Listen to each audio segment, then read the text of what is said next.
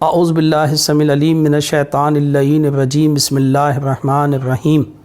صلہ رحمی یعنی رشتہ داروں عزیزوں سے تعلقات قائم کرنا، اور قطع رحمی یعنی ان تعلقات کو توڑنا۔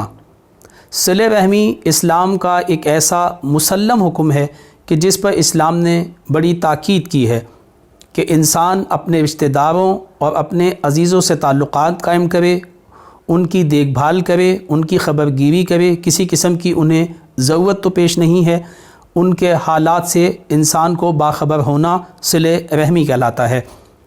بلکہ یہاں تک ہے کہ جو شخص قطع رحمی کرتا ہے اور صلہ رحمی نہیں کرتا تو اس دنیا کے اندر وہ اس کی سزا کو دیکھ لیتا ہے، اور قطع رحمی کی سزا عمر کا کہتا ہونا اور رزق کا کم ہونا ہے۔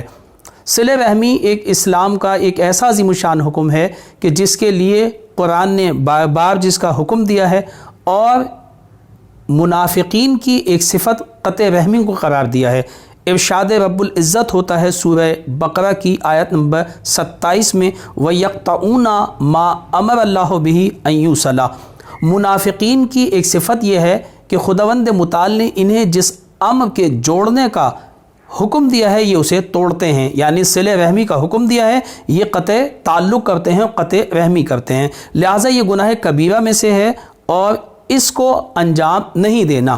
لیکن موجودہ صورتحال کے پیش نظر صلہ رحمی کا تعلق صرف ملاقات سے نہیں ہے کہ صلہ رحمی یہ ہے کہ انسان اپنے عزیزوں کے گھر جائے، ان سے ملاقات کرے۔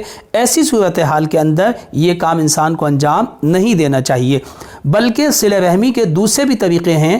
مثال کے طور پہ کیونکہ ہمیں ان کی خبر گیری ہی تو رکھنی ہے، تو موبائل کے ذریعے آن لائن کسی اور طریقے سے ہم ان کی خبر گیری رکھ سکتے ہیں، اور ملاقات کے ذریعے سے یہ کام نہیں کرنا چاہیے، اس لیے کہ اسلام کے مسلم اصولوں میں سے ہے۔ پیغمبر اسلام صلی اللہ علیہ وآلہ وسلم یہ فرماتے ہیں، لا ضرر ولا ضرار فی الاسلام، اسلام میں نہ نقصان اٹھانا ہے اور نہ نقصان پہنچانا ہے۔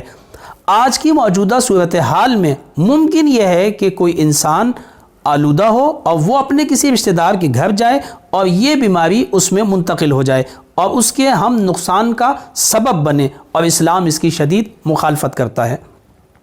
یا ممکن یہ ہے کہ ان میں یہ بیماری موجود ہو اور ہم میں یہ منتقل ہو جائے تو ہم نقصان اٹھائیں گے، اور اسلام نے اس کی بھی پابندی لگائی ہے۔ صلہ رحمی ایک واجب حکم ہے اور اپنی جان کا بچانا واجب تر ہے، لہٰذا یہ کہ انسان اپنے گھر رہ کے بھی صلہ رحمی کر سکتا ہے، اور یہ شریعت کے عین مطابق ہے اور شریعت کے اس اصول کی حفاظت ہے کہ جس کی طرف شریعت نے کہا ہے، تاکہ ہم اس کے اصولوں پہ زندگی گزار کے ایک اچھی اور محفوظ زندگی گزار سکیں۔ خداوند متعال ہم سب کو دین اسلام کو صحیح طور پہ سمجھنے کی اور اس پہ عمل کرنے کی توفیق عطا فرمائے۔ وآخر دعوانا ان الحمد للہ رب العالمین۔